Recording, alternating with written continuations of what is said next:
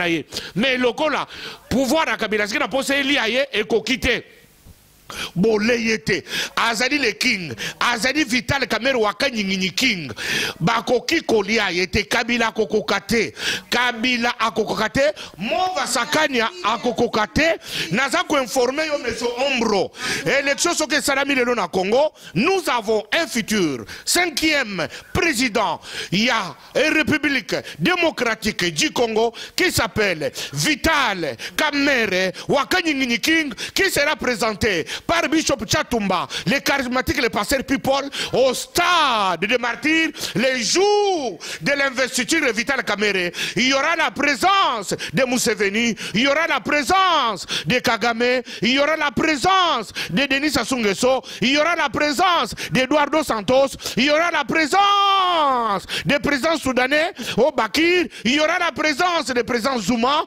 il y aura la présence. Merci Chatumba, merci le président. Toyoki. Ok, Chatumba. En train de l'investir, en train de le Wend. Oh là. Wend David, comme Samuel avait Wend David. Chatumba, tozana débat au lobby. Oui, au lobby. Voilà, idéologie, c'est une beauté à Moussé Kabila. Les lots, ceux qui l'ont eu à Katé, M. Chatumba. Mon président Rayopo comme Tembeni ya Moussé Kabila ezaki Mova Sakani soko yeba kate. Donc pour lui yeba kate que Mova Mutacha président Aga ministre 4 fois jusqu'à ce à 5 years Moussé Kabila bi apema ake kokoma ti ambassadeur na nini. La Belgique. Na tango ya Vital Kamerhe perdre na tango ya Mova Sakani na tango ya Boshab. Vital Kamerhe ayiba mbongo atonga biloko ebele na bafili biso na koyebisa yo oyebi sikoyo moto mosusu kokota mosusu wana nani Boshab abomi biso po perde lelo elamuki parce mwana ye moko mwana ya Kabila père idéologie ya banationaliste yango moke lelo Mova Sakani fait peur partout même lelo soki Mova Sakani azwi pouvoir je te vous dis que les États-Unis vont respecter le Congo na lobi boye papa. Oh, mais Chatumba, tu as un liboko Chatumba, charismatique. Oui.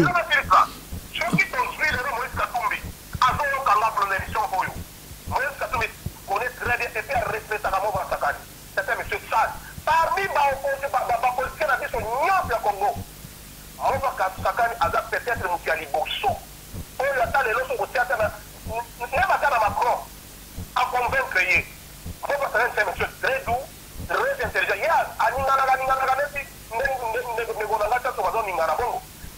pas que la niveau intellectuel à Moutouana. La souffle na que s'il peut perdre un jour, ou bien l'AMP peut donner la confiance, une confiance à ces messieurs-là. Je vous dis, madame, et vous allez ma donc, si on comprendre bien, il y a des présidents Abisso Kabila sont préparés pour nous résoudre au PC ma biographie c'est que nous avons perdu ce qui est au fond de Abisso Mama Solo Kabila. Au coquille comparé Joseph Kabila a été imposé président. C'est-à-dire que Joseph Kabila a quitté la conquête démocratique. Il y a pouvoir dans le Congo. Et Joseph Kabila n'a jamais gagné une seule élection au Congo. Élection en 2006, c'est Jean-Pierre même a gagné. Élection en 2011, c'est M. Tshisekedi Moutou a gagné. Joseph Kabila, ata bazuye, bateli ata Bokecho premier. Bokecho. Batie Bokecho, batie Joseph Kabila na Congo. Joseph Kabila bako gagné, Bokecho a gagné vraiment sur toutes les lignes. Puisque Joseph Kabila a causé un discours, a un bilan négatif de 20 ans sur ses épaules. Monsieur Humberto, oyo qui m'a envoyé kia. Bokecho a gagné na musika, mais Chatumba te. Ce qui Chatumba, d'abord Joseph Kabila kondi mate, bâti élection, Joseph Kabila na Chatumba kondi mate. Mova Sakanya, nabi na Vital Kamerhe wakani ni king, le king. Mova Sakanya ko d'abord akondi makutu te, akende ko affronter mutu lokola le king. Moïse Katumbi bazana mboko yo. Ba yeba kate que Moïse Katumbi c'est une fabrication de Vital Kamerhe. J'insiste, je dis, Moïse Katumbi, c'est une fabrication politique de Vital Kamerhe. C'est connu.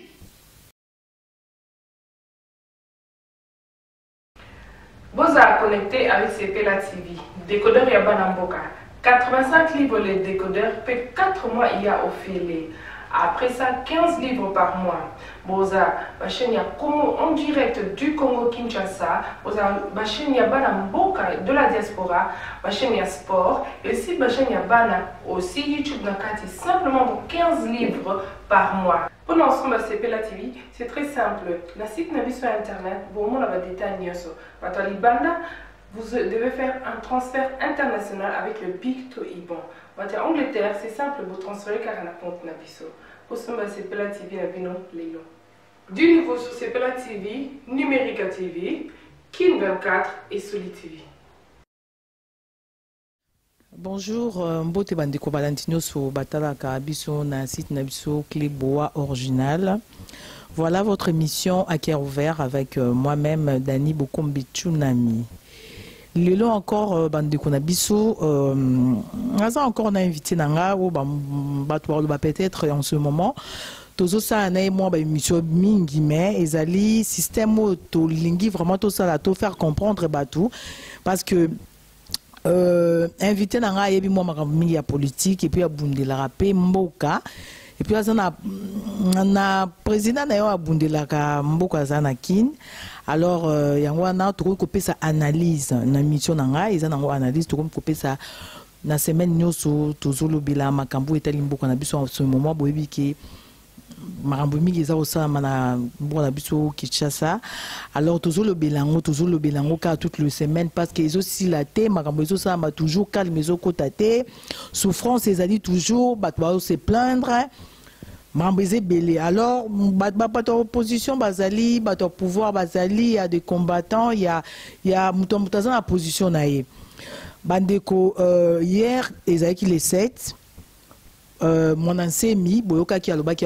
ko frapper et puis alobaki ba ndike ko bima makambo esala mebele alors hier ba bimaki mais tout monde qui azaki vraiment soutenité donc il y a batumiki il y a ba population mi ba bimaki te et puis batumiki ya opposition pe ba bimaki te yango makambo ngo eza moi clarté quoi eza moi mutu eza clarté bazo loba peut-être mon ensemi azana epion azo sara makampo a distraire bato musu babi non aza vraiment mutu oyo alingi alongo la président oyo président biso Kabila o azali président biso en place siko na mboka na biso Congo alors le long na yambi lisusu pona bino bato batala ka site na biso Cléboa Original na yambeli bino Tchatumba, pasteur Tchatumba les charismatiques. Bonjour pasteur Tchatumba. Bonjour Tsunami, bonjour Cléboa Original.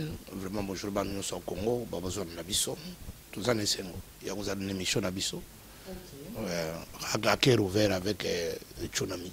OK, merci beaucoup et puis naza na téléphone na Humberto Azar en États-Unis, hier azali côté à pouvoir en fait à soutenir ka pouvoir à soutenir le président Abisso Kabila et on a le to essayer un peu il y a qu'à changer parce que tous en muto opposition, tous en muto pouvoir. Bonjour monsieur Humberto. Bonjour madame, en tout cas je suis très content de participer dans votre émission et face au pasteur People, en tout cas je l'aime beaucoup. Ah, People, hein? Ok, d'accord, merci beaucoup. Donc, Bandeko Balandi, Tozo Solola, na diplex Nabiso, Tozo Solola, na pasteur Tchatumba Zaliawa.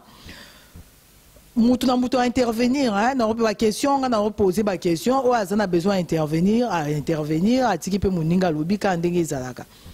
Alors, Bandeko, Balamboka, les 7, hier, c'était hier, mon ancien a promis qui déjà il y a longtemps qu'il a frappé les 7.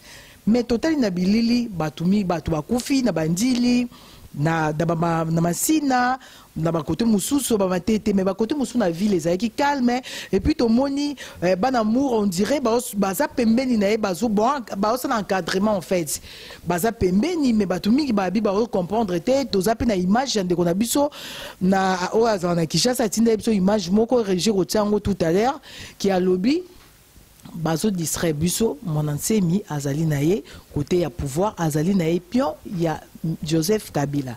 Na ko répondre nga déjà na makambo ndenge les gars qui lobi parce que to moni pe gouvernement na biso ata mutu moko te atelemi alobaki batu bakufaki basa la déclaration et loko moroti. Mutu a pouvoir répondre nga ou bien mutu ya question voilà tout d'abord je mets ça en faux et en chiffre. Tout d'abord Nemandansemi a salaki déclaration pendant ça fait un mois a menacé le président Kabila. Et au vu de tout le monde, parce que nous sommes dans Makambouana. Et les lots, ceux qui ont or, au moment où la télévision, le colonel Mwanamputu, Alekaki, Alobaki, et puis a condamné Nanywana. Et là, on a il fallait plutôt condamner Batoya droit de l'homme, M. Kapiamba, M. Katende. Oyo bazalaka chaque fois na makambo elekaki na bakamu ina sapu na Kasai, ce sont eux qui venaient chaque fois ici aux États-Unis pour essayer de vilipender le gouvernement. Donc makambo oyo ya ba ne mwana nsemi wana eza makambo ezo la mama na bato ya opposition. Ils veulent seulement être au pouvoir, partager le gâteau. Ce n'est pas le président Joseph Kabila. Là on a na réseaux sociaux chaque fois ba mona président Kabila comme étant c'est un sanguinaire. Président Kabila aza mutu oyo alingi timia na mboka na ye. Tellement que biso ba Congolais tolingi mbongo tolingi kibongai ndenge ba militaire ba yembaka yango bozo mona bato nyonso eza na bato INC eza na bato ya MLC eza na bato ya nani ya IDPS bazo linga nde to partager na bango gâteau. Même Mwandansemi yemo ba proposer kutu 3 ans ya nini ya transition alobi ya za vice-président. Et puis, bah, nous donc, tous vice-ministre, il y a Balouba, vice-ministre, il y a Swahili, Kabila, la présidence de la République. Bon, ceux qui touchent, par exemple, vice-ministre, il y a Swahili, vice-président, il Kamere, pour avoir la partie, et troisième partie, il y a Mboka. Mais ceux qui touchent, à côté, à Bangala, tout le monde a bateau, il y a Bakotianani, même à bateau, il y a Maman, Bazaïba. Ceux qui côté, à Congo, il y a Moko. Ne Mwandansemi soto ke kote ya babandu mwana yo moko yeba makambo toza batebele ba bango ba balu ba sawana. Donc makambo zo le kana Congo na eza soni. Aujourd'hui vous êtes en train de voir au vu de tout le monde comment est-ce que les Congos sont en train de mourir parce que ba politiciens na biso za na Congo wana bazo comprendre quel est maintenant kasi ba politicien on a yozolo ba politicien o baza pour le moment ils a ba politicien o baza na pouvoir ils a ba politicien il y a PPRD il y a président Kabila. Non madame, nous ne sommes pas là. D'ailleurs ce côté bien la communauté internationale ne nous soutient pas. Ozo mona bino moko makambo zo le kana oni chaque fois biso awa nde tout ça makambo wana parce que la communauté internationale montre au vu de tout le monde qui Kabila Azam président Yamade, Koleka Bakagame, Koleka Basassou, Koleka Kabila, qui yende comme démon. Or, pour les gens sous-tas, ils ont des intérêts au Yonde, la zone pour balkaniser Congo. J'ai toujours vu, même à M. Tchatumba, et je l'ai suivi avant-hier, à Zolo Bakutu, que Kagame est tenté de diriger le Congo. En tout cas, Fana Boyaki, le président Kabila, c'était un nationaliste. Un jour, le président Kabila, c'est président y a bien. Lelo oyo biso toza bato liboso tozo ba mama panga na diaspora mutu moko te so amoni kaka elongia Kabila rwandais o boy na boy c'est la diaspora qui a malmené le nom de Kanambe. Or son total code na rwandais le nom Kanambe n'existe pas au Rwanda. Hein ozomona lelo oyo donc Kabila communauté mbwa moko boy sa kufa il faut bo beta masasi bo bo sa Congo est en danger. Il faut na bato opposition na bato ya majorité qu'on se mette autour d'une table, nous parlons du Congo. Bon, si on a dit à remettre la table pour la solo là, ils allaient mon condi. Il y a des maman, intellectuels. Est-ce que vous faites ça? C'est-à-dire qu'il faut qu'à la majorité baloba. Si vous voyez Lambert même dans la télévision, à l'Audi Cambo, vous serez le premier à dire non, on est avec Chakou national. Il faut qu'on fingaye. Or, total, Mme Lambert même dans l'Obakawana, ceux qui sont dans la communauté internationale, mais le Kabila a brigué 3e mandat, mais le Kabila a changé de constitution. Vous avez vu? Le nom côté Makambo non Kabila a organisé l'élection. Est-ce que ceux qui communauté internationale sont sérieuses? Balinga pas salamine. 2016, au but au na 2015 qui est bandé ko bozana mbongo te bozwa mbongo bogaze ba élection. Élection 2011, et ça président Kabila na gouvernement na ende ba organiser ki yango boye yango très bien. Nyonso ezala ki biso. Même ata oyo bazoke de ba enrôlement, c'est le gouvernement de la République qui dit à part que ba logistique oyo ya ko aider pour le transport ya ko transporter banini ba biloko ya seni. Ok, d'accord. Donc, on m'appelle dans ma élection parce que Bissonio Sototalaki, au début, président Kabila Lobaki, que Nanaï Simno élection est à la thé, à ça qui déclaration naïe, à Lobaki élection est à la. Mais là, il n'y a pas longtemps, tout le monde changement, il y a parole à lobby, que a prometté qui batou élection té qui kozala donc to éviter so élection izala na pe sa parole pe na muninga zalia wa pasteur Tchatumba lobela na makambuya ya marche et puis to zonga na yo. Parce que le président de la République n'organise pas les élections. C'est la CENI. Ce qui répondra qui na journaliste ou en allemand, Anaka yebisa ki ye aza na pouvoir wana ya kolobaki date ya élection. Et ça CENI. Ye aza wana pour kopesa makoki. CENI alobaki soko tali Vital Kamerhe azalaki mutu oyo asinyaki nani ya oya. Oya oyo azalaki na ba Edem Kodjo balobaki et kozala impossible organiser élection en 2017. Bango balobaki ba organiser en 2018 na mois ya mars. Ba Vital Kamerhe asinyaki yango. Mais pourquoi il faut changer dans 2016 dans décembre il faut changer ma cambono il faut mettre les choses dans la réalité madame. D'accord. Ok, ben Tchatumba, le pasteur charismatique, il peut répondre. Ndenge ndeko azo répondre, azo défendre, peut perdre, azo défendre le président Abisso ou azo en place Messi Kabila. Bon, ndeko Azan a raison, c'est son travail. Je suis un héritier spirituel de Vital Kamerhe Wakanyingini King.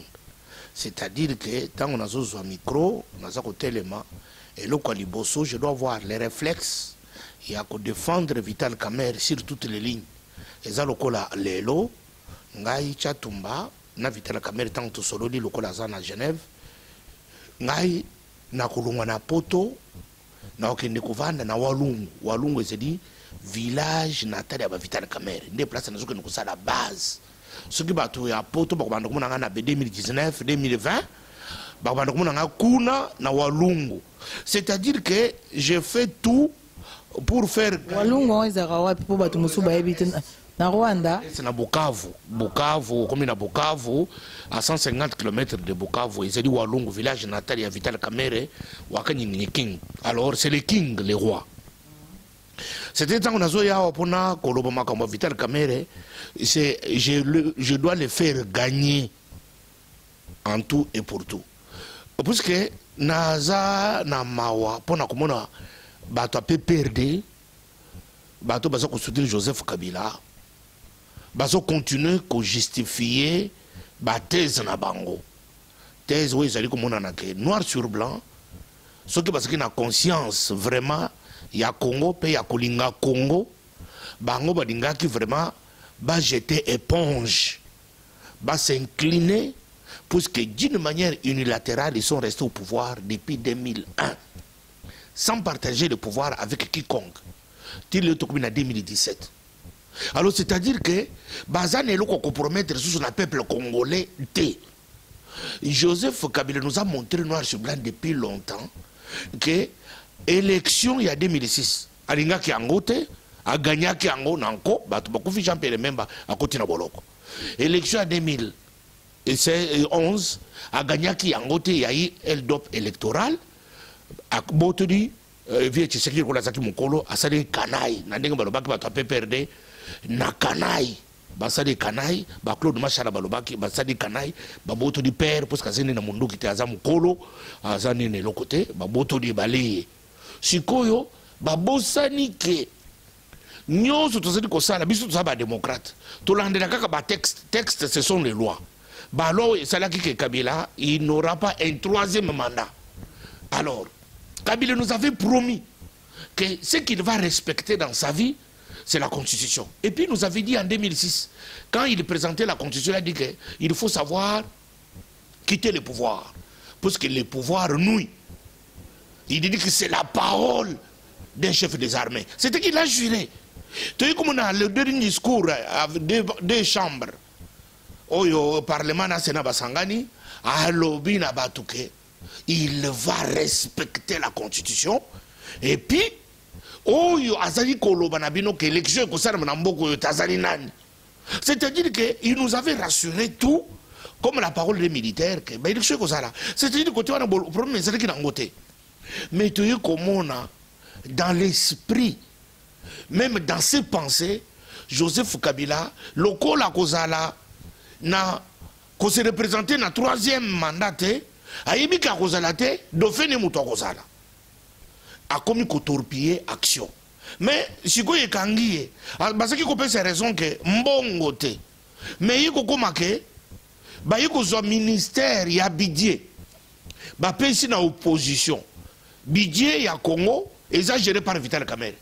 Yango tala na langage abatu nyonsi ya PPRD balobaka lisusu te ke oh toza na mbongo te ya kosala des élections puisque bakolo bate puisque eza na maboko opposition yebi combien ezokota chaque jour yango zolo makambo wana esilaka lisusu te makambo ya mbongo sikoyo tokomi na likambo ya insécurité. Likambo insécurité ezali mpona nini puisque M. Chadari c'est lui qui est à la base d'organiser toutes ces cacophonies. Bah conseiller très mal Joseph Kabila. Parce que Joseph Kabila ne veut pas quitter le pouvoir. C'est pour l'aider à les nouiller. Bah PCA conseil a bah utiliser Mouanansemi. C'est comme Mouanansemi le coup là. PPRD est comme déjà à la fin. Il y a ba stratégie. Bah ça na ba stratégie le coup là. Attends y a ba na Mickey. Tant que vous utilisez mon tour, vous confirmé que Mouanansemi a été utilisé par le président Kabila. Je suis en train de te décrire les tableaux. Parce que nous avons une discussion vers le temps Congo. Congo est à Haïti, mais Congo est à Abisso. Au moment où on a tant on a checké Kabila na milanga na bateau soit na comme Congo lokolo yanga, lokolo ya tatananga. Alors j'ai voulu comprendre Congo est bien commun. C'est-à-dire na moto même azal na position lokolo yanga Haïti. Il faut que je l'accepte. Que position naie et c'est une position à un Congolais. Avoir depuis na comme état wana comme bien. Alors pour dire que Mouanansemi baki baboki prison. Baboki prison, babi que bato Mouanansemi baboki prison. Mais bato bazo yembanzembo mukolo baboki prison, bazo yembanzembo ya Swahili. Mouanansemi ayimba kaka na Kikongo. Mouanansemi abimi na prison. Abimi na prison tout monde na moto. Depuis à côté na moto na kenda, tout monde a kende sous-souté. Alors mutu ba matie na moto tomoni ba démarrer moto tomoni biso pe to sali ko na télévision tina numéro identification ya moto wana et mona ni soki ba bendi zoom o commune identification ya numéro matricule ya moto wana. Vous comprenez? C'est-à-dire que mboka lokola wana biso ba to na poto to somo ni matriculation soki ba lingi ba landela même moto ye mema ki Mouanansemi et que ndiko ko Mouanansemi wapi ba ko ba ke Mouanansemi c'est-à-dire vivant ou bien il ne plus. Enquête mon que c'est 1960 parce que il est en cavale. Mais celui qui est en cavale, tout le monde télévision mon que bandi ko bima, mon tout le monde dit que le Mouanansemi. On n'a pas identifié Azali to Azali était. Bandi ko menacé. Le service de renseignement congolais c'est comprendre que pour de jouer et la communauté internationale n'a pas combattant. Ce qui a côté de Kanambe, bah comment on le combattant. Ce qui Kanambe pour nous opposant. Vous comprenez? Bah quand ils sont dans Mouanansemi parle bah les Congo aux Congolais, les Rwanda aux Rwandais. C'est-à-dire que bah Monique a commis opposant. Marubouani a lukuta. Pour moi que vraiment c'est des opposants. Nzokande. Ok. Omoni siko batie Marubouana. Maloba ya lukuta oyo batie na munoko il faut que le bas Kabila Kanambe parce qu'on est comme déjà par piège renseignement congolais c'est déjà maloba ya ba combattant il faut que ça on monte au Congo pour pas kaza opposant alors yangonde ba enflammé Mouanansemi ba ke bobuki prison accueilli siko bandi ko préparer ce qui Mouanansemi za na bomoy ce qui Mouanansemi a kufi obunité tout le monde kaka na télévision a lui ka ko frapper. Mais papa a frappé na bandika. Oui papa a frappé à Rébi les 7. Les 7 en haut bato bakufi. Ce que bato bakufi wana bazana mutu ya nani? Mutu ya Mouanansemi. Parce que opposition, tout le Vital Kamerhe était. Parce que Vital Kamerhe a mutu rassemblement. Rassemblement senga ki lelo ville morte. A observer ville morte naïe. C'est-à-dire que Mouanansemi azani na compte ya rassemblement. Azani na compte à Vital Kamerhe. Azani na compte naïe. Ce que compte naïe wana. Bakou Mouanansemi azali ko ça, ils ont profité na nani. Biso Bishop, namoni qui est place moko bosani. Surtout aux ongles d'abord la histoire. Je me rappelle en 2015, Vital Kamerhe a bengisaki bato, bake kosala marche. Oyebi ke bato akufaki. Là bato akufaki.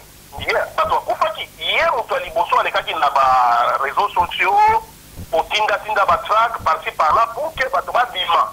Oyebi très bien que lorsque bato akufaki. Communauté internationale na bato ya droit de l'homme, ils n'ont pas cité Vital Kamerhe, batitaki ba Bochabe, consort, bakanyama tout ça. C'est la même chose aujourd'hui. Lorsque yo outi koloba awa qui est Nansemi, ada soutenu par Kabila. En tout cas là, je vais vous dire que c'est faux à chifo. D'ailleurs, bino moko ba outi kolanda. Ba outi kosala moi émission moko ba outi émission zaki en direct. Balakisi bino bato oyo babomaki mama oyo azalaki chargé ya nani ya administratif ya nani ya Zando. Balakisi bino ke bato wana baza bato ya nini ya IDPS. Moko kutu abimisi kutu na vérité alobi ke ye na bato na yeni bakendaki na nini obimisi kolongola nani nemwa na nsemi. Donc, c'est-à-dire que bino bato opposition otika nde kokosa biso ke no bino boza non armé boza pour la participation nde babenga président na bino bapacifiste bozolinga nde bosala insurrection wana botia mokulu na mboka comme ça Kabila alongwa. Mais je vous jure que bozopesa nde Kabila force. Parce que biso baporo bavrai Kabila biso bavrai Kabila tootala bino bopesa biso mayeni. Biso, non, s'il vous plaît, je ne te coupe pas la parole. Nous ne sommes pas dans la logique d'affrontement avec M. Kabila. Biso, nous ne sommes pas dans cette logique-là. Nous sommes des pacifistes. D'abord, l'opposition en général. En particulier, Biso, Batoyo, Tozalina Vital Kamerhe.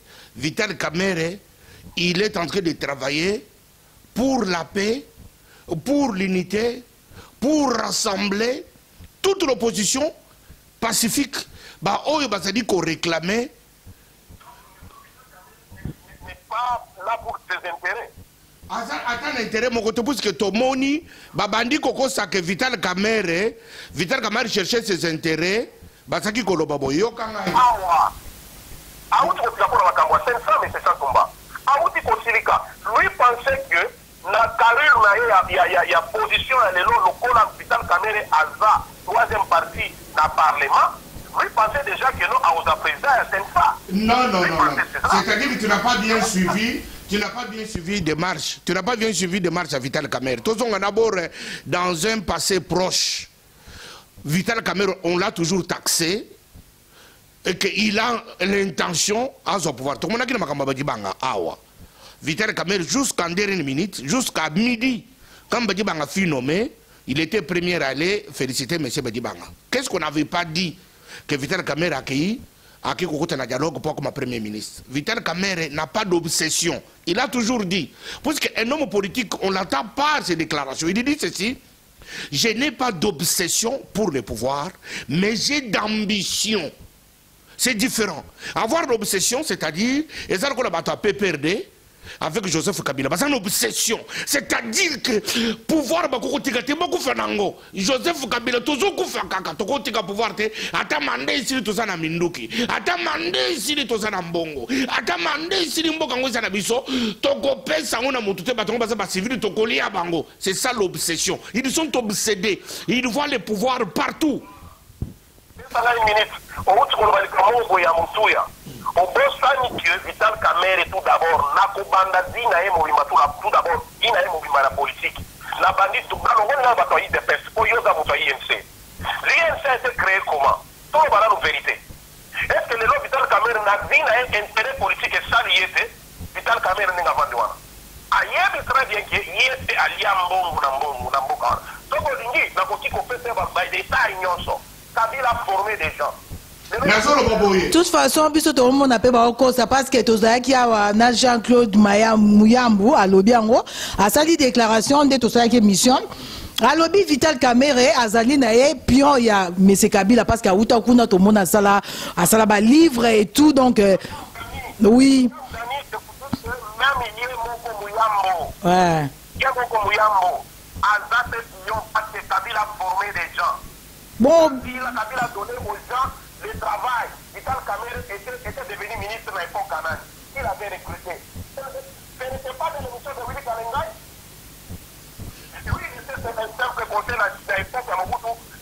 na ministre na Mushombe kwa Katana. Oni, mais ce qu'on peut pas lier ministre c'est Kabila. L'autre moitié pour faire ma c'est publier ma tire ma banane ma sort nyoto wana na ba RCD Goma. C'est Kabila. Aujourd'hui, ce qui aujourd'hui Vital Kamerhe pour pouvoir se faire vendre comme étant que à botanique des deux créateurs. Les deux créateurs, oui, toujours les deux créateurs. Donc Kabila a eu dit que Toyedi Kamerhe point 6 points, Toyedi Francis Kalombo point 6 points, Toyedi Moïse point 6 points. Makambozo loba. Chatumba pardon malembe c'est mission nanga bokende malembe toyebi ke mambamboke za mambutumbutu mais boke malembe chatumba la pesi au parent. Tozongela boye toloba d'abord que Mwanasemi tozonga boye d'abord que Mwanasemi azali perturbateur, paranoïaque, voleur. Mwanasemi c'est un troubadour, c'est un fou. Bato nous sommes là dans Mwanasemi bayeba ke bakomi déjà na folie à Mwanasemi et puis bayeba déjà que bakoti na piège il y a Joseph Kabila qui veut que Mwanasemi a perturbé l'ordre public pour Joseph Kabila a décrété l'état d'urgence. L'état d'urgence ne va pas profiter ni à Vital Kamerhe, celui que je présente, ni au peuple congolais. L'état d'urgence va représenter, ça c'est pour l'intérêt de Kabila et de sa majorité et de son pouvoir. Kabila yebina mutu na yeke peuple congolais pouvoir naie na bakoko na biso na bato a présent ya bomoy na bato bakoya lobi baboyi déjà pouvoir à Kabila. Kabila yebi ke baboyi mais Kabila lobi na biso que je suis et je reste. Kabila yebi que pouvoir n'est sili et puis il est en train de faire troubler le peuple. Tu as ça, à ce que troubler, à utiliser bateau et en position te. Nati ça aux parole. Ah si ça papa aux parole nayo. Moi je suis démocrate, je laisse la parole aux gens puisque je sens que tu es un garçon intelligent. Aux alokola ba combattant te badingaka débattre.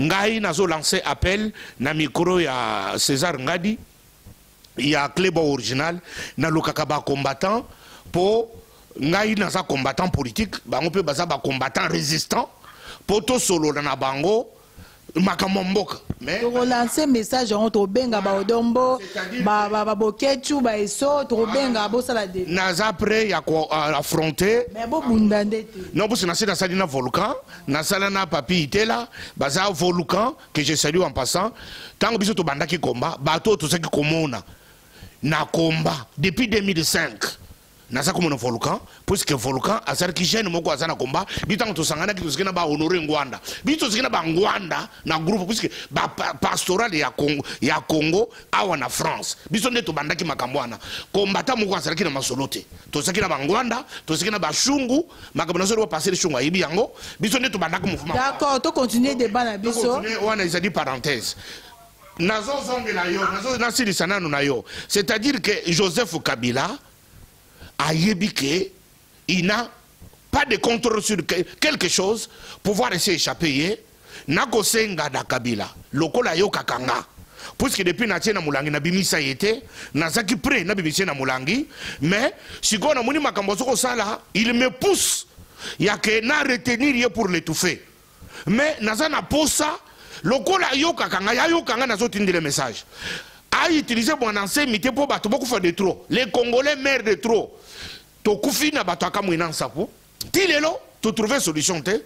To bande ko kufa na mon ancienneté makamongi ko lungwa na Kinshasa et que ne compte na ba Congo. Tango ko de ko séance na ba Congo, bato ba ko kufa lisusu ebele.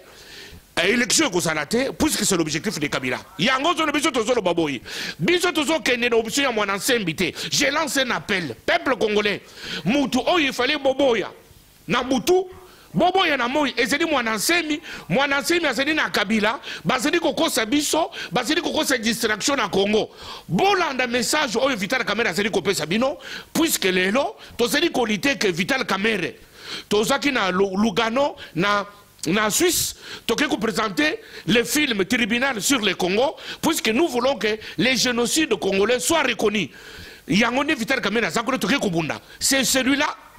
les véritables combattants, oyo asali ko dite que Congo ebima na impasse tokende tokubundisa kabila na mundu kite tokulukela kabila mundu kite biso tokokende kabila kaka na texte na mukanda na bik tina suka tokokumise na suka tokolakisa ke kabila biso tokokweso na bik mbongo na yo minduki na yo tokobanga ngote pe tokosala ngo rien. Mais Mouninga Monasé m'a sali ne marche. Bon, si bino na Vital Kamerhe, na président na bino ti lelo bosa marche te, bosa le loroté donc bovin na bino ka bosa la rabalongo la bino kabila.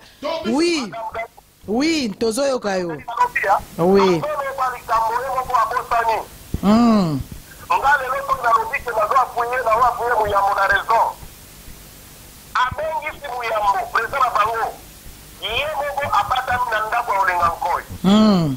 Oji, abatinda bato bakende babisa bilongi, mais yemo balance. Bino moko bomonaki, lorsque nani Wivine Moleka a traduit en justice. Mais Kamerhe alikaki na télévision, on dit Wivine Moleka avait triché les élections. Bino moko, on a laki yango, et puis bon laki yango. La vie ça va preuve exacte.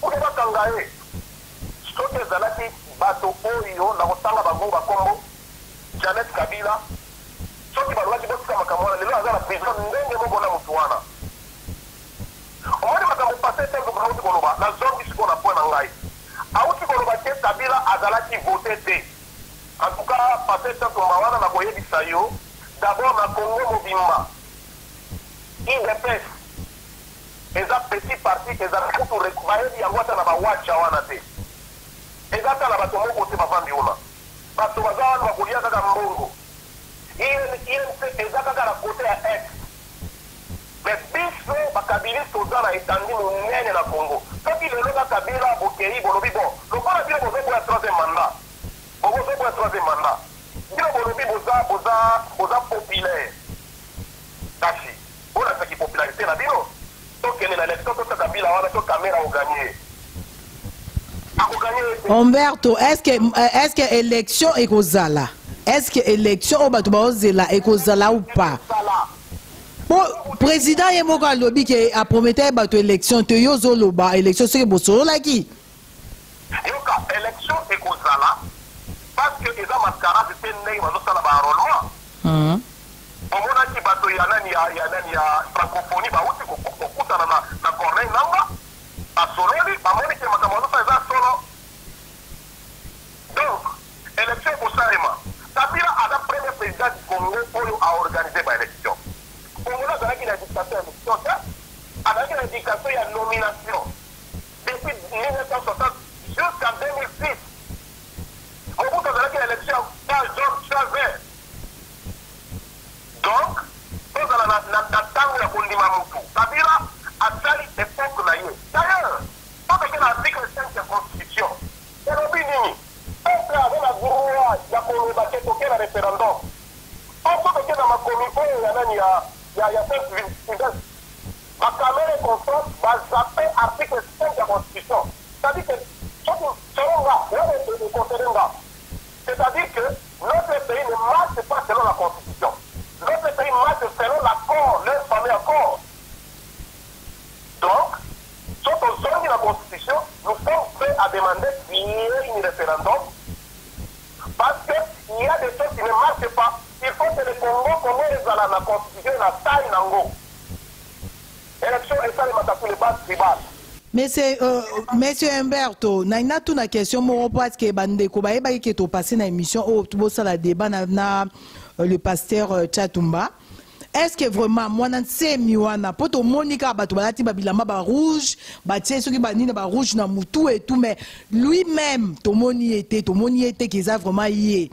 Est-ce que moi na tsemi wana azali toujours poto yoka moi ba marambo lo ba lo ba ke akufa ou aza côté ni est-ce que azali vivant ou pas pour na bino bato pe perdre.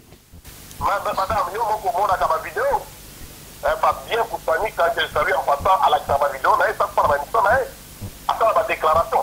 Et l'autre on a condamné, on a un démocrate, on a un visionnaire, on a un s'appuyer.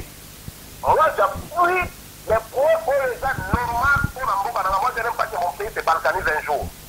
Et là on a condamné les gens dans la service de vidéo là, et puis après, c'est la date. Il a fallu que Mabanda déjà la Boutouana, Mabanda Botia Basoda partout. Moi, je condamne cette tuerie là. Je condamne. Mais, opposant la biso, Bandaye Bate, Bana Oye Bate Nagarabanzela, Mobulo Basala Kawana, surtout à Kinshasa. Vous savez, madame, Kinshasa n'est Congo, Martin Fayulu, a marqué Kavina et base là, Kinshasa. Or, en tant qu'un homme politique, il faut qu'on ait un homme politique national. Kamera national Nandini, Kabila national Nandini, mais Batemi Soussou. Aza national parce que Babi Aza pion, Azara Bazaranae, Dera Baolo Baka, qui est mon ansemi. Aza moi aoute panae, aoute panae, alongo net alongo tende balobara pour na Francis Kalombo.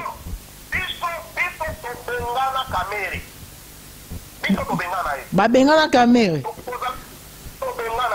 Donc président Tchatumba babengana président. Bon.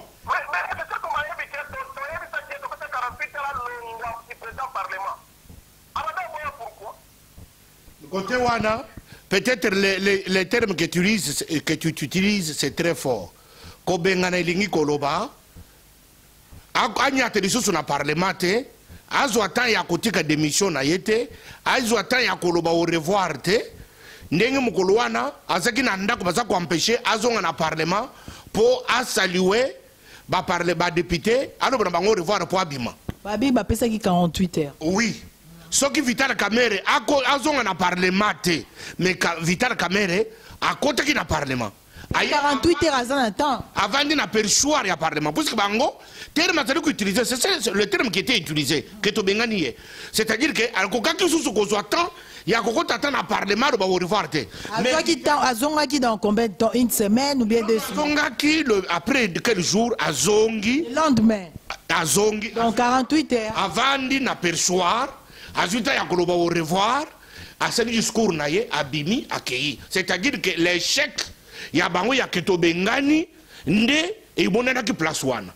Mais koloba ke babengani Kamere baboya ki makambo pour la première fois na kutani na muti ya PPRD sincère où ya za ko reconnaître à la face du monde que Vital Kamere ne fait pas partie de leur groupe.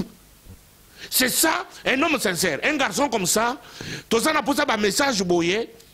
Poto longola biloko oyo ba muyambo baza kolona na mitema bato na bakatumbi baza kolona na mitema bato na ba Francis Kalombo baza kosala ndenge na croyant que akomisa Moïse Katumbi populaire koleka Kamere il faut initier na bato oso comprendre na kuteni moto apeperdi ya liboso o na za kosenga bato nyonso ya Congo boyo ko moto apeperdi ata ko reconnaître le discours ya Tchatumba kolobi na bidoke Vital Kamere a pupula makolo a tourna mon Congo a kenda sala yene a reconnaître bongoté mais c'est Humberto Lobby té mais c'est ça batu bazolanda biso partout dans le monde na site na biso club original alors batu boyo confond batu boyo comprendre té boyo ka bien té ba lobby ba pesa ye 48 heures ba bengana ye mais c'est toujours wake ba bengana ye c'est-à-dire kaza ya bangoté autre place ngana zo telemela c'était le gros babengani moto a PPRD ya liboso o ya za sincère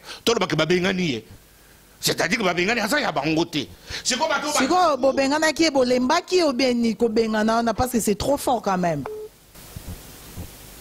madame Dani faut qu'on y va le comment position Vital Kamere ezalaka et on est banakate Vital Kamere azala opportuniste ye alandaka place bangala balobaka nalanda esika ma ezotola bino moko bomonaki Vital Kamere auti kosala video na Moïse Katumbi na Félix Tshisekedi Congo yanga Congo ya yo parce que lui pensait que Moïse Katumbi na mwa mbongo aza na ye akotia ye poids or ayebi ke Soriano amayele Soriano azolinga mpe akoma président de la République azolinga nde bato batia ye poids Kamere le pôle à l'autre à chaque fois être président de la République. Comme lui se dit chaque fois que Yende Moutou, avec pacificateur, Aïda Kabila, tout ça. Or, c'est faux. Madame, et bien, madame, vous allez comprendre ma café. Dès qu'on base, la dame Moutou a une opposition. Madame, on a besoin de César Ngani. Dans le Kabila, vous Kabila, c'est un monsieur très intelligent. Nde d'abord Kamera komi koya mabe boye. Azokende boye. Alobi lelo makambo boye. Lobi boye. Vision politique exacte. Osa clarté. Qu'est-ce qu'il faut faire? Totiena no pembeni, mais to bengani yo. Longwana na place wana. Lokolo wa bengana ki barobi a démissionné comme état président parlement. Qu'est-ce qu'il a fait? Ake kuta na bayewanga, balubaya, bandewa, basali parti politique na bango lelo. Ces pionniers là, ils ont trouvé que le même monsieur Vital Kamerhe c'était un opportuniste. Et donc modèle Lubaya Zawati. Le nom nani monsieur Wanga Zawati, Babando Zawati. Les pionniers babandaki na bango. Et puis le cas Mario Azana est manipulable pour dire que c'est ma camouflage de la côte. C'est-à-dire Vital Kamerhe il a été perdu. Là Vital Kamerhe il y a des lots. Ndenge monsieur Tchatou Malobaka qui est à la présidence de la République. Ada la carrière wana te. Parce que à cause de la passoire, mutu oya libelele Kabila zate na Congo. Donc Kabila nde baloba Kabila umela donc Kabila rotika na eka quand même ba élection ezali a rotika ba voter. Kabila déjà formé ces gens pour qu'on remplacer. Azali déjà. Yo quand c'est mutu oya doit tenir tête la communauté internationale. Hein? La question d'un pays ni dans le monde à part Kadhafi. Kadhafi quand on a menacé hier. Bien on est pas sérieux non. Barash Bengal, on va te donner Barack Obama manda kotinda. La Kim va que nous menacer tout un président élu démocratiquement parlant. Mais Kabila banda otala bango bango bango le côté. Suka bazawa, total bango bye bye. Donc on met la trompe les lots. C'est la même façon qu'on Monique. Parce que stratégie non très bien. La force y a Vital Kamerhe et Zama Kambo ya ambassadeur. La force y a Moïse Katumbi et Zama Kambo ambassadeur. Et Zama Kambo secrétisme, attraite mais amboka. Ils sont là pour leurs intérêts. Ils sont là pour les intérêts du Congo. Les autres, M. Tchatou Malobi, à Kendaki, il ne sait pas ce qu'ils ont dans un projet de société. En tout cas, il y a un projet de société, là, il faut débattre. Mais yango ne tozolo baboye nazaki ozala sincère po ibisangai mutu moko kombo ya mutu moko nazodinga ozala sincère côté ya majorité kombo moko oyo lelo élection démocratique na Congo na Vital Kamerhe kombo wana na Congo et gagner Vital Kamerhe kombo moko soit sincère pesa toyoka pesa ngaye Vital Kamerhe alingaka vina ye comme état ba musicien alingaka ba discussion à Bongo omoni lelo so na zwika na pesa ka Mova Sakani bana Vital Kamerhe yo ye Mova Sakani Mova Sakani Tchatumba en tout cas Mova Sakani malembe Tchatumba na Mova Sakani azaka ka Mova Sakani wana na réseaux sociaux na RTNC Mova Sakani kaka otangi kombo wana azedi Mova Sakani kaka na RTNC na réseaux sociaux Mova Sakani azedi kaka Mova Sakani nazedi ko préciser na réseaux sociaux na RTNC limbola biso ingelo bani cadre na limite il est limité dans le temps et dans l'espace kaka espace ya RTNC ne ba mona ka Mova Sakani na espace où il y a réseaux sociaux ne ba mona ka Mova Sakani na lobby monsieur Tchatumba monsieur Humberto s'il vous plaît na bon nazara même ngam na zo mener débat na loba na répondre quand même na loba moi likamoko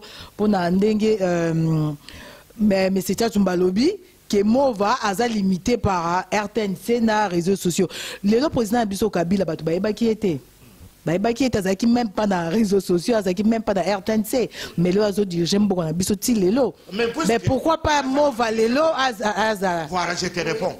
Joseph Kabila, au coquille comparé Joseph Kabila a été imposé président. C'est-à-dire que Joseph Kabila a quitté la conquête démocratique. Il y a pouvoir dans le Congo. Et Joseph Kabila n'a jamais gagné une seule élection au Congo. Élection en 2006, c'est Jean-Pierre même a gagné. Élection en 2011, c'est monsieur Tshisekedi Moutou a gagné. Joseph Kabila, ata bazuye, bateli ata Bokecho premier, Bokecho. Batie Bokecho, batie Joseph Kabila na Congo. Joseph Kabila bako gagner yé, Bokecho ko gagner yé, vraiment sur toutes les lignes. Puisque Joseph Kabila a un discours, un bilan négatif de 20 ans sur ses épaules. Monsieur Humberto, oyoki mambwele kiawa. Bokecho ko gagner yé na musika, mais tchatumba te. Ce qui tchatumba, d'abord Joseph Kabila ko ndimate, bati élection, Joseph Kabila na tchatumba ko ndimate. Mova sakanya, nabe na Vital Kamerhe wakanyi ni king, le king. Mova kanya ko d'abord akondi makutu te, akende ko affronter mutu lokola le king. Monsieur Humberto, en tout cas, tozolanda débat, bandeko balandi batala biso partout dans le monde. Oezali débat muto pe sa vie nae, muto zo kumisa parti nae, donc mokilongo etambolara bongo. Monsieur Humberto tozoyo kayo. Na lobi boye, poti mutu azo nyeba mova sakani sekite. Mais monsieur Tchatumba atolaka chaque jour. Nenga lobaki l'élection na yo président, alobaki yé atolaka na Vital Kamerhe. Mais atolaka président na yé Vital Kamerhe. Mova aza nani. Na mopesa moi historique ya mokie. Mova sakani fut d'abord assistant na Emilu. Mova sakani après aye kokoma professeur na Emilu. Moussa Kabila Koti na 1997. Moussa Kabila l'a recruté à Lubumbashi. Et c'est lui le créateur de CCC. Mova sakani. C'est lui le créateur ya nani Tokinini. Oya babilanga wana soki service national. C'est le prêtre. Voilà ça, idéologie, c'est l'imposteur ya Moussa Kabila. Lelo oyo. Soki oye bakate M. Tchatumba. Moutou arrêtaki président na yo kwa koma pembeni ya Moussa Kabila ezaki Mova sakani. Soko oye bakate. Donc, pour lui, il va dire que Mova Mutacha président. Aza ministre 4 fois. Jusqu'à présent, à 5 years, vous avez vu à peine à ce qu'on va dire ambassadeur na nini. Lelo oyo comparé PPRD na tango ya Vital Kamerhe, PPRD na tango ya Mova sakani na tango ya Boshab. Vital Kamerhe ayiba mbongo atonga biloko ebele na bafille du sud na koyebisa yo. Oyebi sikoyo mutu mosusu kokota mosusu wana nani Boshab abomi biso PPRD lelo elamuki. Parce que mwana ye moko mwana ya Kabila père idéologie ya ba nationaliste. Yango moko lelo Mova sakani fait peur partout. Même les autres Mova sakani na pouvoir. Je te vous dis que les États-Unis vont respecter le Congo. Na lobi boye papa. Na lobi boye. Oh, mais Tchatumba tika okanga la liboko Tchatumba. Charismatique. Oui. Ceux qui construisent le Moïse Katumbi, avant okanga pour l'élection boyo. Moïse Katumbi connaît très bien et fait respecter à Mova sakani. C'est un monsieur sale. Parmi les politiciens na biso nyonso ya Congo. Mova sakani aza peut-être mutu ya liboso. Oyo ata lelo so kotiaka na même ata na Macron a convaincre ye. Mova sakani c'est un monsieur très doux, très intelligent. Ya aningana neti ngonanga tso bazo ningana bongo. C'est pas parce que la yebi niveau intellectuel à mutu wana. La yebi soufi na ye. La yebi que si le peut perdre un jour, ou bien l'AMP peut donner la confiance, une confiance à ces messieurs-là. Je vous dis, madame, et vous allez ma donc, si on comprendre bien, il y a des présidents qui Kabila sont préparés pour nous résoudre au pays la biographie, c'est que nous avons perdu ce qui est au fond de l'Ibisson solo na kati. AMP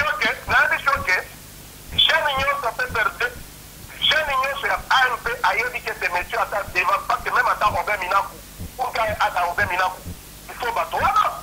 Vital Kamerhe, pour que Vital Kamerhe ait des retours à Kabila qui n'a pas joie. Parce que les gens Moïse Katumbi, il faut battre, je croyais pas. Pour que Moïse Katumbi, comme Moïse Katumbi, il y a qui mort dans Vital Kamerhe. Parce que Joseph Kabila a dit Moïse Katumbi. Alors, il y a un solo dans Vital Kamerhe qui n'a pas Mutoyo, Azabo, Ezabo. À qui a dit Mova? Au niveau, on va dire que Kabila a Mutoyo, Toko Tchena, niveau, Mazana Wata. Il y a une équipe mondiale dans Katanga, qui peut faire des phénomènes comme Mogo. C'est-à-dire que moi, je suis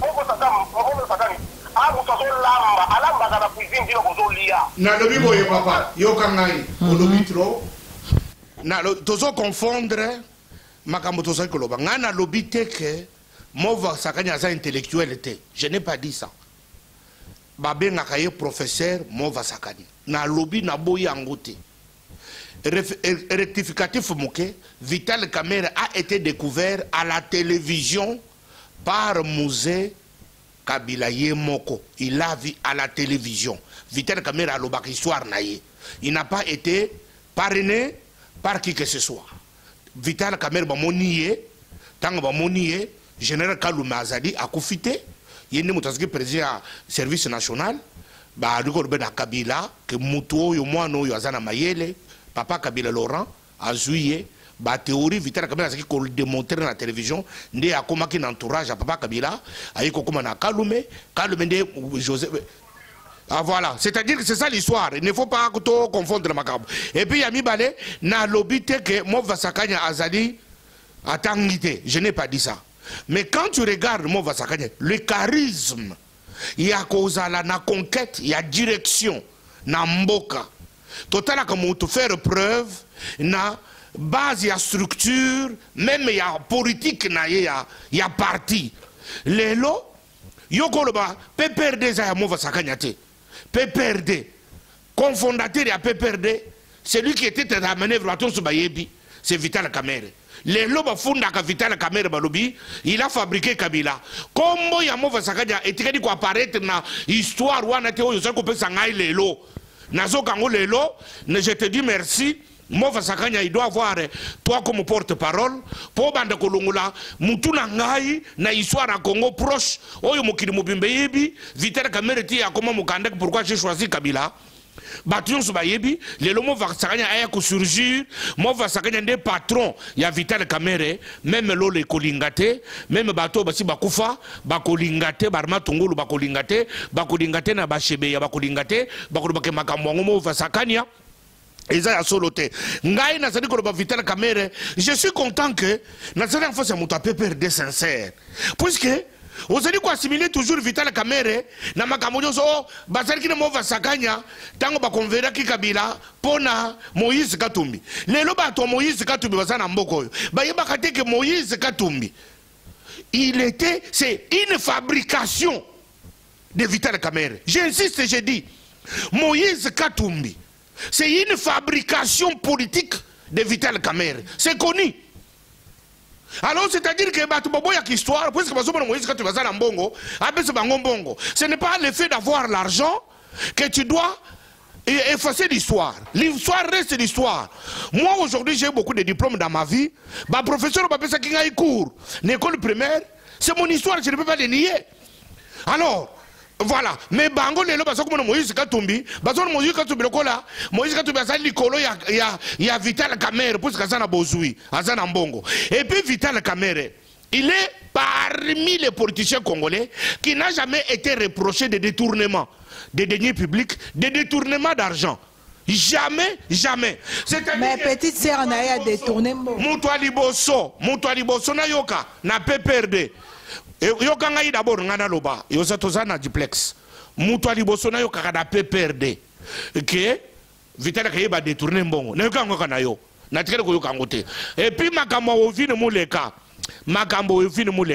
il y a eu arrangement particulier entre Movide Mouleka na Vital Kamerhe. Puisque Movide Mouleka yeba kike a tricha, a bourra, ba bulletin de vote, na ba urne. Kuna na place na je ne sais pas si ça n'a fond tout na moamba pour comme député. C'est connu et ça m'a comme le coutaté. Mais le col ba qui déjà que Vital Kamerhe a candidat potentiel, il fallait déjà les tâcher. Ba linga ba tâcher moi na batu. Azade na torte. Pourquoi? Puisque ils avaient reconnu qu'il y avait irrégularité électorale. Il y a eu Eldop, il y a eu tricherie. Tricherie a été criée à la face du monde avant que Vital Kamerhe, et puis Vital Kamerhe, candidat aux élections, Bazalaki n'a mandat autorisé que Bangone Bakoko crier s'il y a un soupçon dans une urne quelque part. C'était Vital Kamerhe. À ce qu'il a droit à. Mais le là, pouvoir à Kabila, ce qu'il a posé lié et quitter. boleyete azali le king azali Vital Kamerhe waka nyingini king bakoki kolia yete Kabila akokokate Kabila akokokate Mova Sakania akokokate naza ko informer yo monsieur Ombro élection soke salami lelo na Congo nous avons un futur 5e président ya République démocratique du Congo qui s'appelle Vital Kamerhe waka nyingini king qui sera présenté par Bishop Chatumba, les charismatiques, les pasteurs people, au stade de martyrs, les jours de l'investiture de Vital Kamerhe. Il y aura la présence de Museveni, il y aura la présence de Kagame, il y aura la présence de Denis Sassou Nguesso, il y aura la présence d'Eduardo Santos, il y aura la présence des présidents soudanais au Bakir, il y aura la présence des présidents Zuma, il y aura la présence. Merci Chatumba, merci le président. Toyoki. Ok, Chatumba. En train de l'investir, en train de le Wend. Oh là. Wend David, comme Samuel avait Wend David. Chatumba, tu as un débat au lobby. Oui, au lobby déjà. Donc là, vraiment, très chers amis, Bande Konabiso. Oui. Moi,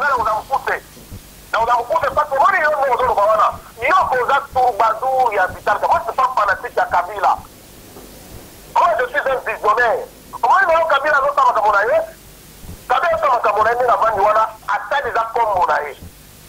est-ce que Kabila ou bien ex-président, il faut le baquer, c'est imagine je ne cache pas que d'être kabiliste. Je suis un kabiliste, il y a solo, il y a beaucoup à coûter. Parce que Kabila tout autour de lui, à vivre qui a la traître. On a tout d'abord, la Vital Kamerhe. Mongo yé azanango, anafiango wat. N'abord tout le cas de soi. Les logoyo. Yo peut-être un vie à président la ville, que président ville azab bien. Donc Vital Kamerhe azab prêtre alors. Prêtre azab mongo non. Yo on a dit azab tout d'abord toquer les musiques à tête. En 2005.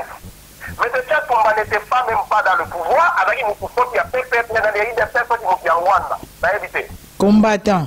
Nakoye que Vital Kamerhe qui n'a aïba qui mbongo 6 millions de dollars, batumbi na ndango na GB. Nakoye bisayo. Leki na à moi si. Leki na mobali. Pour ya moi si peut-être qui va soupçon à où tu vas 8000.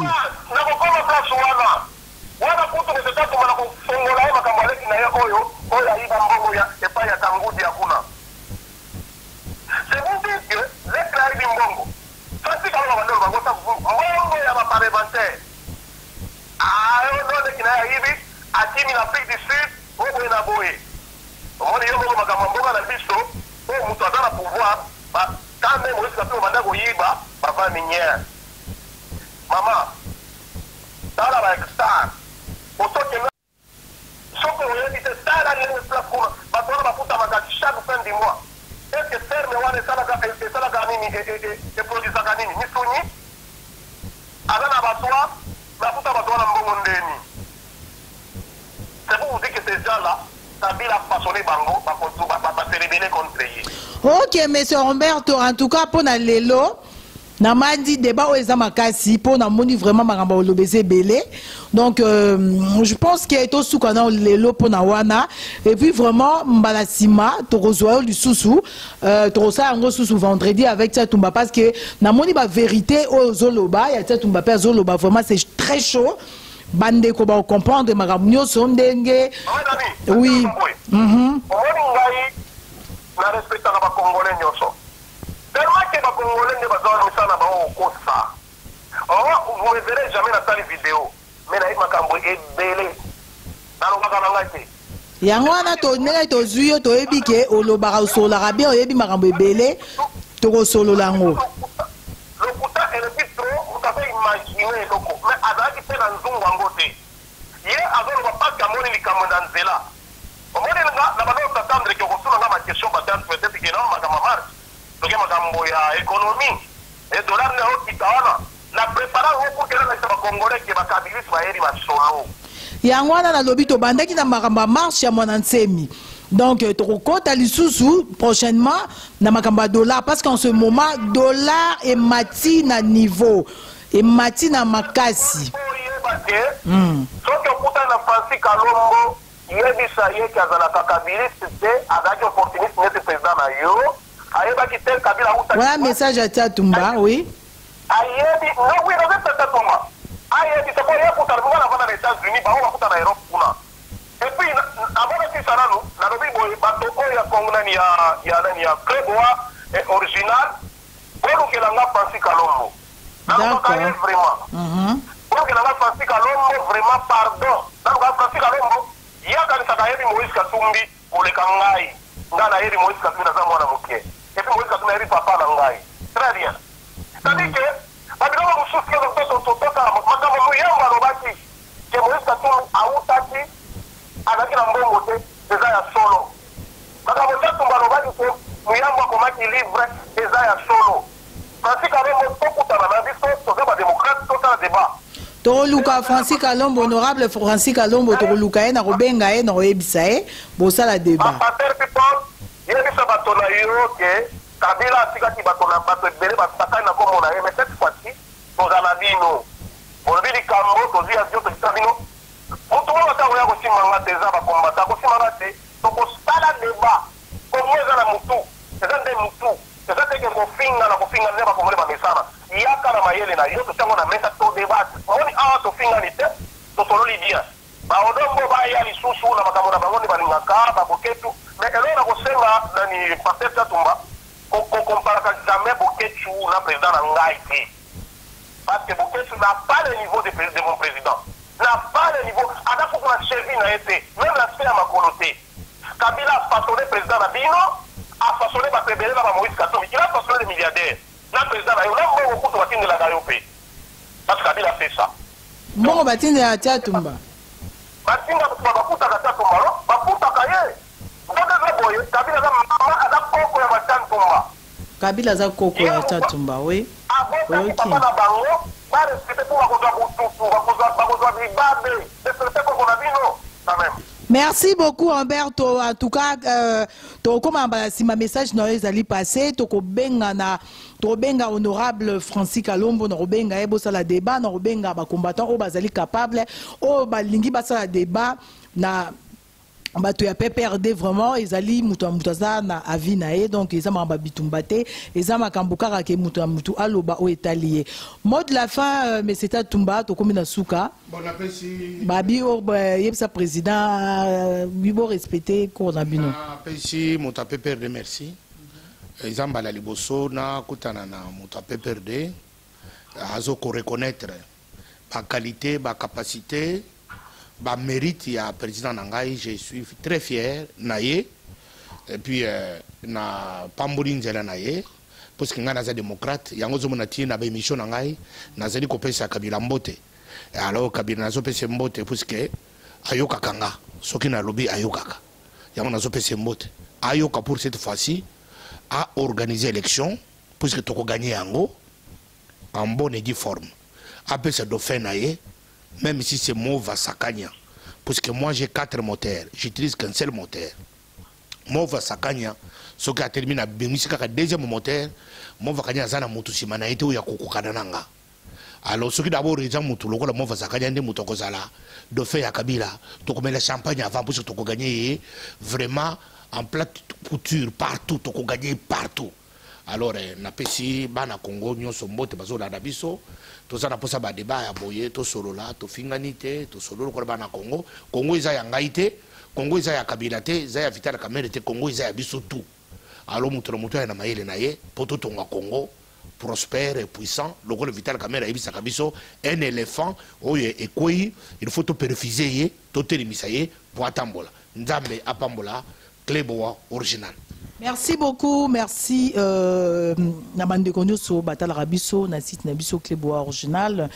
équipe na biso mobimba ya club original na kin Gradi Mouya Cordon Fabrice Baimona René Abiri Belda Binonio so na pesi bino mambote bosa toujours musana bino de bomesana na pesi Adil Onolé le célèbre journaliste beau comme Zambé na pesi Binonio so mambote babi restez toujours fidèle na site na bino club original tokomi na mbalasima na tournage mususu azali président ya bana communauté ya bato est nyonso ya Afrique du Sud président Makis Zombote oyo yebisa bana nyonso ya est Bishop Chatou na bango charismatique le pasteur people atili bino mbote président Makis pesa bango mbote yebisa bango ke naza na voyage nazo kende na Walungu bana nyonso ya est retrouvaille nazo yebisa bana est déjà na Walungu nazo so bango nyonso kuna Chatou mazoya na terrain na ngai na ferme na ngai déjà na Walungu bapesa ki ngai ferme naza na bangombe na ngai nazo ya na ba terrain na ngai na kuna na Walungu bana nyonso Walungu kuna bozela Chatou bayo nazo ya boya mangai. Ok, d'accord, tu habites sur le Kitara Nanjil ou bien sur le Kitawapi, na kofingo bofinga na makambo kangisa batu na mulangi. Tu habites sur avant Kende ou bimisa batu no sur mulangi. Restez fidèles sur votre site internet Clébois Original. À très bientôt, merci. Depuis plus de 4 ans, Maxi Bien-être a non seulement apporté l'harmonie du corps, mais aussi des couples. Aujourd'hui, Maxi Bien-être est reconnu comme la solution idéale pour le maintien du bonheur au sein des couples. Au-delà du bonheur, Maxi Bien-être ajoute un rajeunissement intérieur qui nous donnera chaque soir une perpétuelle envie de revenir au logis familial après une dure journée de travail. Avec Maxi Bien-être, dites au revoir au maux de dos et à la fatigue physique. Maxi vous procure une force physique permanente qui changera votre vie. Chaque soir, célébrez joyeusement votre amour avec votre alter ego comme au premier jour. Maxi Bien-être peut aussi être utilisé comme une solution indéniable aux problèmes d'hémorroïdes. Maxi Bien-être est une solution buvable, très facile et pratique à utiliser. Ouvrez la boîte Maxi Bien-être. À l'intérieur, 6 sachets portant le logo Maxi. Ouvrez le sachet par le bord.